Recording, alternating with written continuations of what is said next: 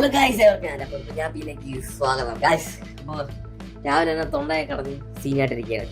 പക്ഷേ അതൊന്നും നമ്മളെ വാട്സാപ്പ് ഫാൻസ് ഒരിക്കലും ഒന്നും അതൊരു വിഷയമല്ല. ഏറ്റവും മോനെ, അയ്യോ, ഈ ലോകത്ത് ഏറ്റവും കൂടുതൽ സന്തോഷമായിട്ടിരിക്കുന്ന ഒരു വ്യക്തികളുണ്ടെങ്കിൽ, അല്ലെങ്കിൽ കുറച്ച് ജനങ്ങളുണ്ടെങ്കിൽ, അത് തീർച്ചയായിട്ടും നമ്മുടെ ബാഴ്സലോണ മെസ്സി ഫാൻസ് തന്നെയാണ്. ഈ ഒന്നും പറയല്ല, ഇത്രയും വലിയ സന്തോഷമായിട്ടുള്ള ദിവസം എനിക്ക്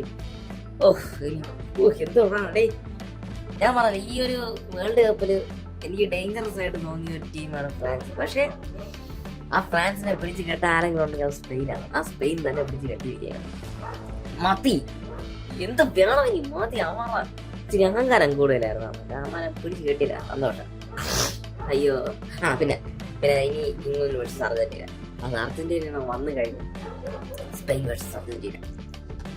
ഇതുപോലത്തെ ഒരു ഫൈനൽ ബാഴ്സ ഫാൻസിന് കിട്ടാവുന്ന ഏറ്റവും ബെസ്റ്റ് ഗിഫ്റ്റ് ആയിരിക്കും സ്പെയിൻ വേഴ്സസ് അർജന്റീന. ഒരു ഹെയ്റ്റ് വേണ്ട, ഒരു ഫൈറ്റ് വേണ്ട, ആര് ജയിച്ചാലും സന്തോഷം. പക്ഷെ മെസ്സി ജയിച്ചാൽ ഒരു പടി സന്തോഷം കൂടുതൽ. സ്പെയിൻ ജയിച്ചാലും എന്താ പറയാ, നമുക്ക് സന്തോഷമാണ്. പക്ഷെ മെസ്സി ജയിച്ചാലും ഞാൻ പറഞ്ഞല്ലേ, സന്തോഷം ഒരു പടി കൂടുതൽ. എന്റെ മോനെ, അയ്യോ, ദൈവം നമ്മുടെ പ്രാർത്ഥന എപ്പോഴും കേൾക്കണം.